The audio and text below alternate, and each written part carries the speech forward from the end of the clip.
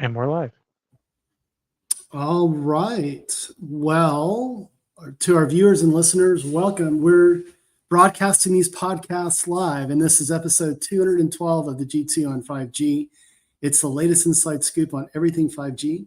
We cover 6 topics in about 20 minutes, and it's brought to you by More Insights and Strategy. I'm Will Townsend, and joining me again this week is fellow analyst Anshel Sag. Let's get started with my first topic, and it is around OpenRAN. And could the second Trump administration boost OpenRAN deployment? So there's been a lot of discussion recently. This week is inauguration week. And our friend Mike Dano at Light Reading penned an article. And just to kind of review things, under Trump's first administration, $1.5 billion were earmarked for OpenRAN. There was a lot of activity against the OpenRAN policy coalition. They drove $1 billion in infrastructure investment. And, I don't know, China likes, Trump likes to pronounce China. That's the way he pronounces the country's name. And this was something that was very important to him, to eliminate Chinese infrastructure in the telecommunications industry, given that it is critical infrastructure. So that's kind of just the question I wanted to kind of pose with you, Anshel. Do you think that OpenRAN could see a boost now that Trump's been reelected? Here's my take. I think that was already going to happen. Mm-hmm. I think, let's say Harris won instead of Trump. I still think we would have gone down this path. I think with Trump, we might go down this path a little faster. Mm-hmm. I think there might be a little bit more money and a little bit more political capital behind making this happen. So I think it'll happen faster under Trump, but I don't think it'll necessarily be different. I think the only thing that might be different is, maybe the terms of how it gets done might be more beneficial to Trump and his colleagues. But that's about it. I think realistically, we've already seen this shift happening with AT&T and Ericsson. Right. And I just think that the industry is moving in that direction, and I think it'll move there faster under Trump. Well, I want to talk a little bit in my second topic about doubling down on AI and what the administration is going to be doing there as well. We'll just make it a political podcast this week, but from my perspective, speeding it, moving most of these deployments from single vendor to multi-vendor could drive economic gain.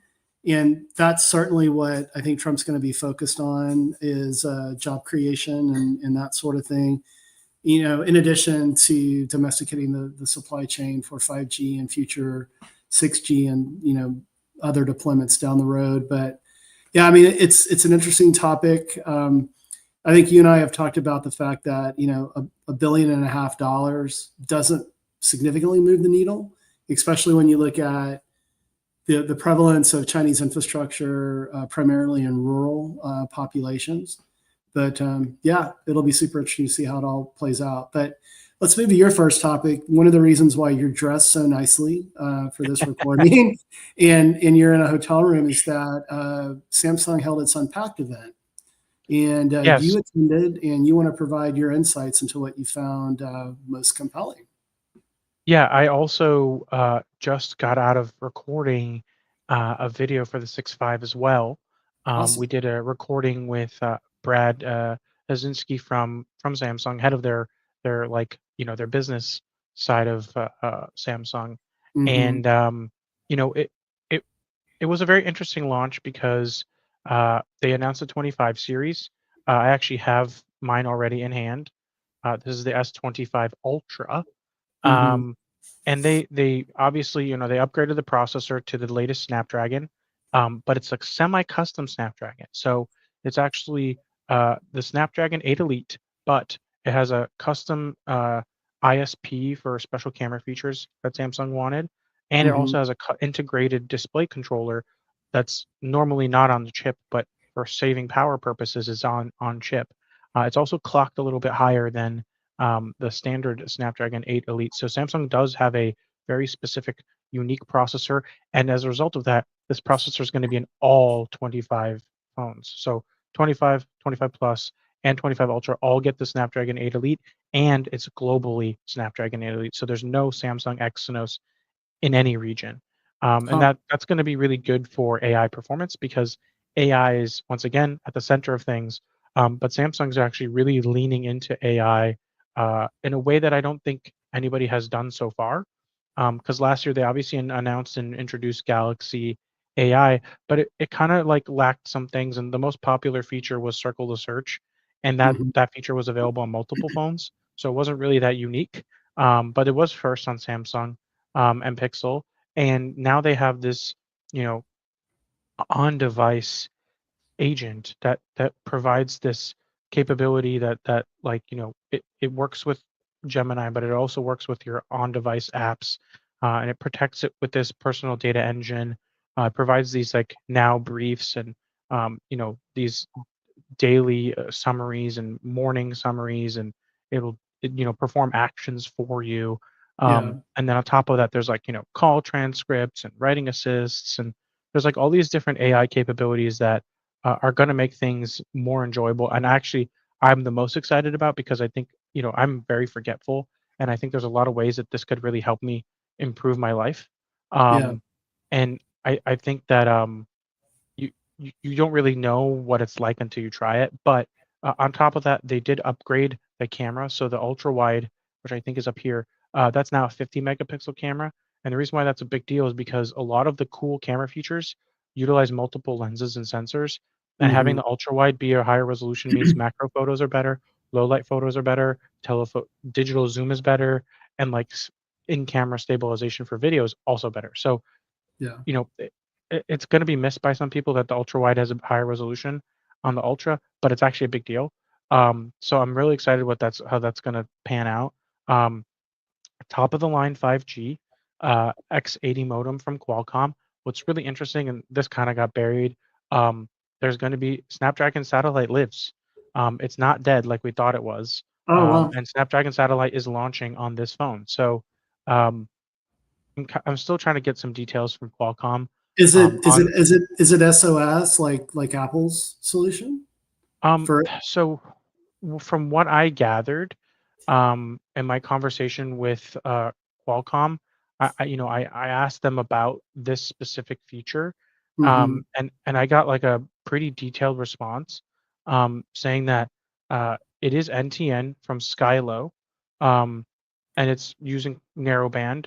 It does support native satellite messaging in Android OS, and that it's a standards-based implementation, which with the previous Snapdragon was not. So it seems like it's a messaging platform as well, Hmm. and it's going to compete with all the other solutions out there. But I do feel like this might just be Samsung's solution in places where the carrier doesn't offer it. Okay. It really seems to me that, I mean, given kind of the widespread deployment of that semi-custom Qualcomm Snapdragon solution, that Samsung really wants to lean very, very aggressively into AI. Is that sort of your interpretation as well? Yeah, I mean, I think they recognize that the Snapdragon solution for the SoC is superior in GPU, it's superior in CPU, and it's superior in AI. So they really wanted to lean into the more performant, power efficient, and this is their first 3 nanometer chip as well. So Okay. it's kind of like the best of both worlds for Samsung. And if they can get a few features that they would have otherwise had on this, semi-custom SoC, then I think they're much happier. Yeah, and I think being uniform, like you said, on a global basis, that greatly simplifies the supply chain, right? Totally. And it also kind of helps developers know that they're going to have to only build to one SoC globally, Good and they won't point. have to do an Exynos with whatever GPU they decide to use, and then a Snapdragon. So I think Yeah. that's a net positive as well. Yeah, no, for sure. Yeah, I mean, supply chain simplification is super important, and cost optimization that comes along with that. But making it easier for developers to develop applications as well, and time to market. Because correct me if I'm wrong, but my understanding is that given the market share, developers tend to code to iOS first, and then Android second. Is that still the case? It's less the case now than it used to be. Okay, But that definitely was the prevailing way that developers launched a new application.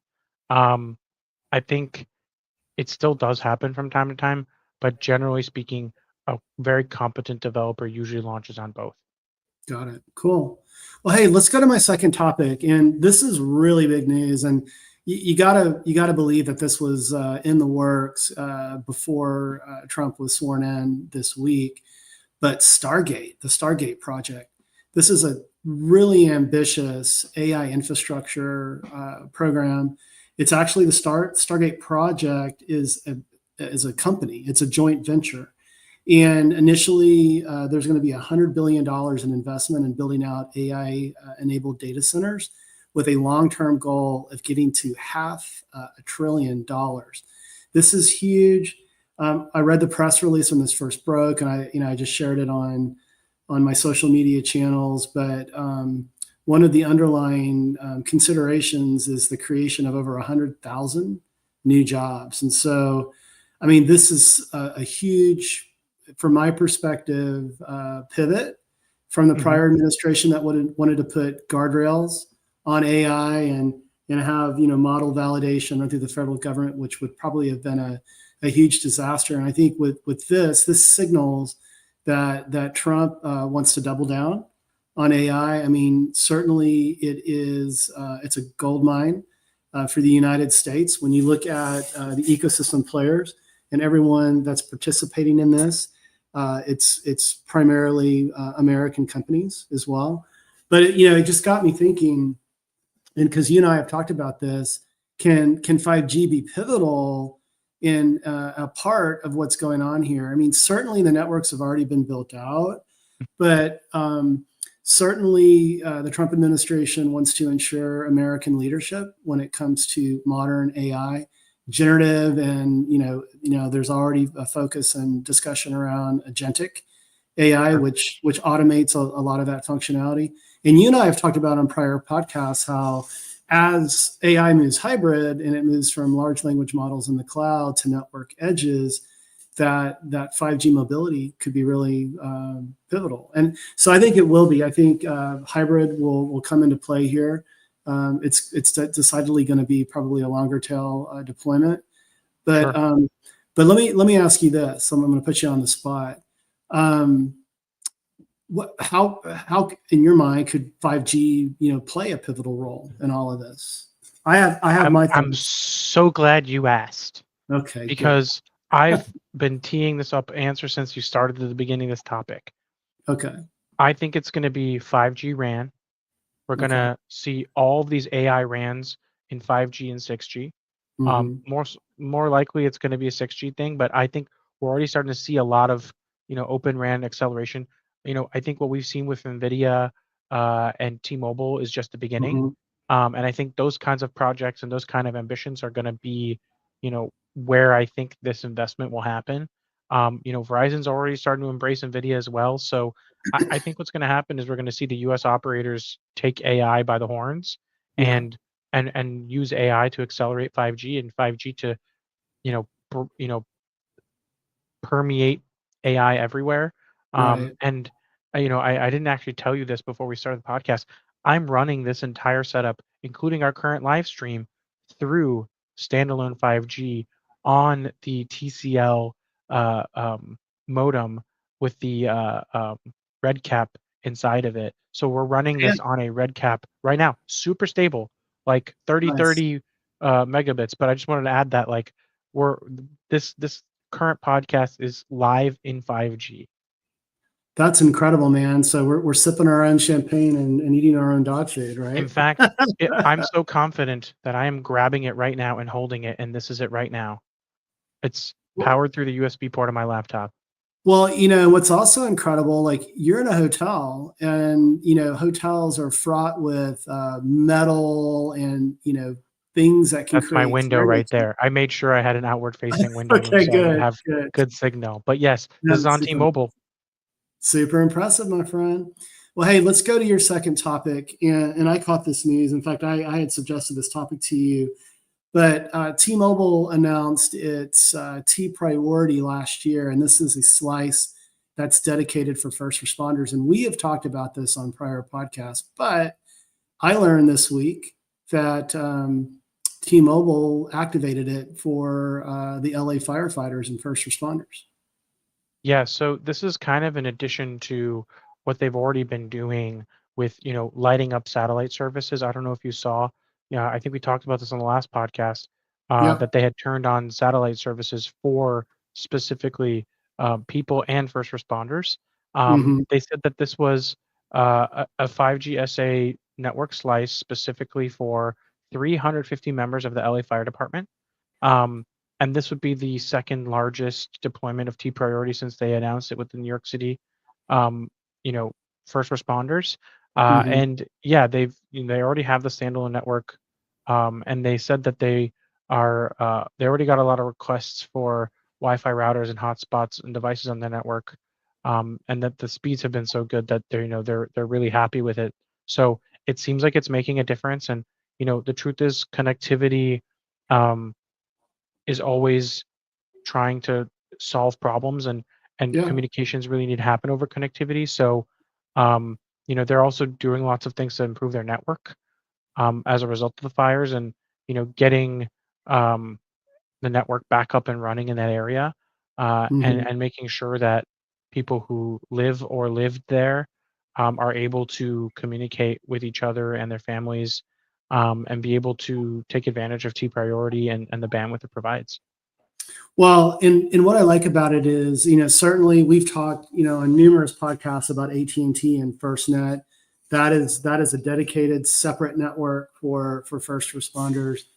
What I like about T Priority, it provides another layer of connectivity, right? So for these first responders to be able to use their personal devices to contact loved ones, friends, and family, and it just supplements what FirstNet is providing. So I think it's a great demonstration of what a 5G standalone network can deliver, and it is proving, in my mind, the promise of network slicing. And I think there's more to come here as well. But Definitely. yeah, but hey, let's move to my third and final topic, and I'll be quick about this. I've been spending time with Nokia recently, and understanding what they're doing around autonomous networks. And this applies for both traditional communication service providers and for the enterprise. And initially, Nokia's vision was to bring higher levels of automation to Mhm. network infrastructure to reduce operational costs, but also improve outcomes through the application of modern AI, like generative AI. Um, Analytics is a big part of that. Security is a big part of that, and the network programmability, excuse me, is sort of the fourth leg of the table in all of this. And I recently published a research paper that is available on the More Insights and Strategy website. So for our viewers and listeners, if you want to learn more about my insights related to Nokia's autonomous network vision, go download that paper. But with all of that said, that was in flight before all of the hoopla around Stargate and that sort of thing. And so a lot of pundits in the industry, including myself, are theorizing that even though Nokia was focused on doing this to bring operational efficiency to enterprises and operators, this actually, the timing is perfect to position them to participate in this gold rush that's going to be this AI infrastructure build out with Stargate. I'll also mention that late last year or earlier this year, I think it was late last year, Microsoft announced a commitment to invest $80 billion on its own in building AI data centers to support Azure AI workloads. Mhm. So, I mean, we've talked about Nokia. They've been up and down from a financial performance perspective, but it just gets me thinking, and I want to get your thought on this. Is this a ripe opportunity for Nokia to participate in all this AI infrastructure spend? Well, think about like their fiber business. That's an opportunity there.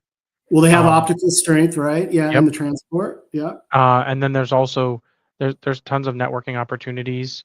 And I just think, yeah, they would be foolish not to take advantage of it.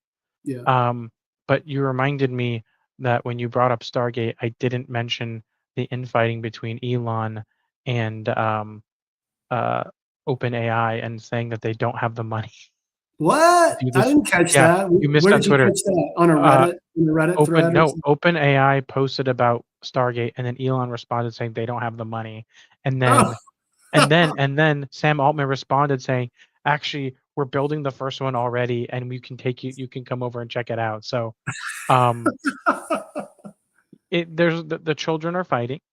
yeah. Um, but I think that the reality is that this is a big opportunity, and everybody wants a piece of it. Hey, you know what? What's really interesting if you kind of dig into it and you look at who the initial partners are in this joint venture, Oracle is a partner. And it's interesting because they're the only hyperscaler. Well, obviously, Oracle does a lot more than Oracle Cloud Infrastructure, but they do through OCI, they do have a telecom presence and they deliver telecom solutions.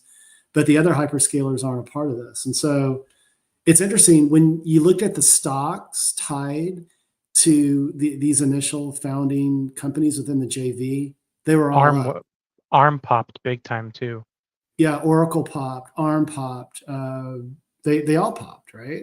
Nvidia, by the way, Nvidia is back up, but everyone was expecting that, given the direction that we seem to be heading Yes, is a reversal of the Biden administration's guardrails on safe and secure AI, right? a lot of reversals to say the Yeah. least. So it's going I to was be also gonna interesting. I was also gonna say, since you were pitching your paper, I'd have my non 5G related RTX 5090 review coming tomorrow Okay. morning, which is interesting because that's also an AI GPU that uses neural rendering. And it's going to be a very fun read if you're interested. But it is not 5G related. Uh, but I just wanted to throw it out there. Hey man, shameless plug. I'm going to plug a couple other things too. This is AI related, not necessarily 5G and related, but I attended Cisco's AI Summit. I have a more insights and strategy research note, hopefully posting by the end of this week. And this is telecom related. I got to sit down with Jennifer Robertson that manages AT&T's mass markets business. That's $90 billion of AT&T's annual revenue. And we talked about how the company is up leveling the subscriber experience. That is a Forbes piece that is probably going to post next week. So two more gratuitous plugs from me. So do you have another one you want to plug before we hit your third and final? No, not quite, but I will have a review of this pretty soon. There's no embargo, so I'm going to be Cool. posting pretty frequently online. Maybe I'll have a review up next week, but I'm destroying our editor and You bombarding are him with stuff. you are like last year. You made us all embarrassed, man. You set the bar. So I'm getting my act together in the new year. It's my one of my New Year's resolutions. But okay, with all of that said, let's talk about Nokia final time, and they've launched a 5G 360 camera that you want to talk about. Yes. So a lot of people don't remember this, but Nokia actually bought a 360. Well, actually, they didn't even buy. They built a 360 camera for VR, Mm-hmm. and it was not very successful. They wanted to use it for film, but then today, literally today, actually, sorry, yesterday, they announced a 5G 360 camera for industrial and commercial applications. Mm-hmm. Um, and it makes sense because it uses 5G to stream the data. It's 8K resolution at 30 FPS. It's IP67 hardened in terms of thermals. It uses their real-time extended reality media multimedia software, which they had already built. Yeah. And if you think about it, it's perfect for like monitoring work sites, and just like having, you know, information out there and being able to use AI to identify the right people that need to be on site or don't need to be on site. And it's just Mm-hmm. like a pretty small camera, self-contained, powered over PoE, and it can even, it uses cellular, 5G, or Ethernet, depending on what you need. So Yeah. um, it's really cool. It's kind of compact. I would love to see how this works in person. Um, Hmm. I didn't see any pricing, but they did say that it will um, start shipping in Q2. And the camera was actually already kind of announced in December, and I think just flew under everybody's radar. Yeah. So it's completely self-contained, right? So it does all the compute, all of that on the camera itself, right? Yep. Cool. Cisco has had something out there for quite some time, through the Meraki portfolio. I believe it's Snapdragon powered. Do you know if this one's Snapdragon powered as well? I didn't see, but it's entirely possible that it is. Yeah. Um, I didn't really delve super deeply into what it can do and what its Hmm. capabilities are. Um, but I think that they're trying to have this be kind of part of their whole real time reality, and being able to have zero latency, um, and kind of just have something that's really powerful and capable of monitoring in a complete solution. I'm trying to pull up the data sheets on this as we speak, um, and it looks like they're not telling us what processor's inside of it. But Interesting. um, it's got 8K resolution and all the 5G band support you could ask for. Um, but yeah, I can't find what processor's in it. I've been digging. Well, I think I mean, it makes sense. I mean, they're going end to end with a lot of stuff. We've talked about Nokia drones as well, right? 5G enabled drones and now cameras, and they're building out a portfolio so they can, provide a total solution, to customers. And I'm sure there's some synergies. I'm sure there's some sort of management console where, you can manage not only the underlying infrastructure, but these attached devices as well. So yeah, man, big news coming from Nokia over the last several weeks here. But well, hey, Indeed. my friend, it's been another great podcast. This is our second live one. I think I'm shaking all the cobwebs off because there are no redos or retakes here when we do these. But why don't you take us home? Absolutely. I just want to say, like, I feel like we usually do these in one take anyways, so We do. it's not a huge deal if we make a small mistake, but then I have to edit it out later. So the less mistakes we make, the better for my editing. Good point. But yeah, I just want to say thanks a lot for everybody who's listening, and that if anyone would like to reach out on a future podcast for a future topic, we're always listening, and uh, we'll hopefully be back next week. I'm traveling this weekend. Hopefully, I'll be back next week. But yeah, we really appreciate you guys, and hope to have more 5G podcasts throughout the year.